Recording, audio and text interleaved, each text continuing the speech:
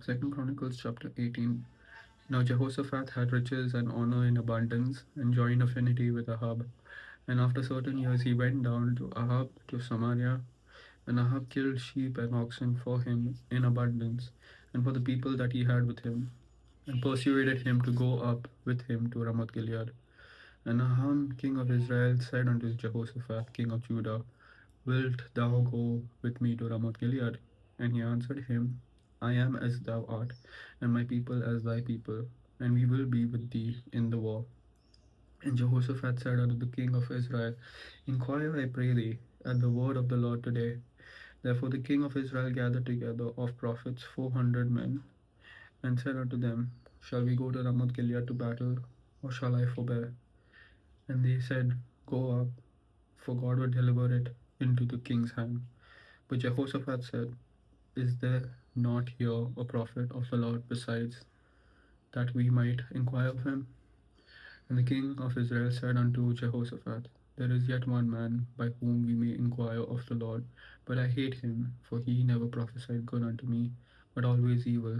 The same is Micaiah, the son of Imlah. And Jehoshaphat said, Let not the king say so. And the king of Israel called for one of his officers and said, Fetch quickly Micaiah, the son of Imlah.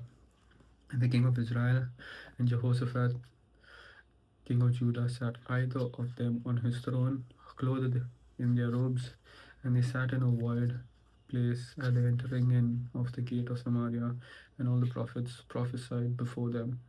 And Zedekiah the son of Shana was then, and Zedekiah the son of Shanana had made him horns of iron, and said, Thus saith the Lord, With these thou shalt push Syria until they be consumed. And all the prophets prophesied so, saying, Go up to Ramoth Gilead and prosper, for the Lord shall deliver it into the hand of the king. And the messenger that went to call Micaiah spake to him, saying, Behold, the words of the prophets declare good to the king with one assent. Let thy word, therefore, I pray thee, be like one of theirs, and speak thou good. And Micaiah said, As the Lord liveth, even what my God said, that will I speak. And when he was come to the king, the king said unto him, Micaiah, shall we go to Ramoth Gilead to battle, or shall I forbear? And he said, Go ye up and prosper, and they shall be delivered into your hand. And the king said to him, How many times shall I adjure thee that thou say nothing but the truth to me in the name of the Lord? Then he said, I did see all Israel scattered upon the mountains, as sheep that have no shepherd. And the Lord said, These have no master. Let them return therefore every man to his house in peace.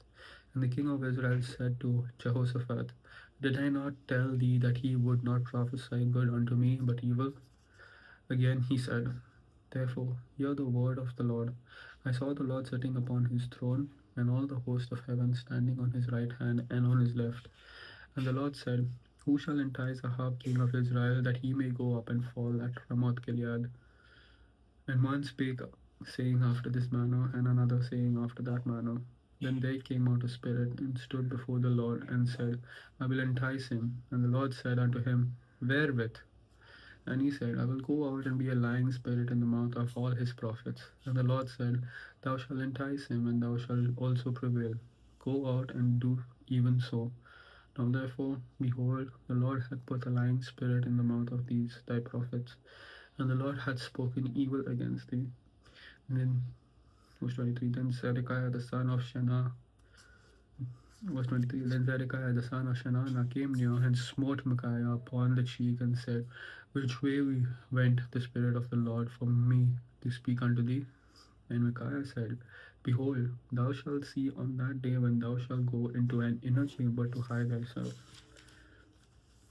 Then the king of Israel said, Take ye Micaiah and carry him back to Ammon the governor of the city, and to Joash the king's son, and say, Thus saith the king, Put this fellow in the prison, and feed him with bread of affliction and with water of affliction, until I return in peace. And Micaiah said, If thou certainly return in peace, then hath not the Lord spoken by me? And he said, Hearken all ye people. So the king of Israel and Jehoshaphat the king of Judah went up to Ramoth Gilead.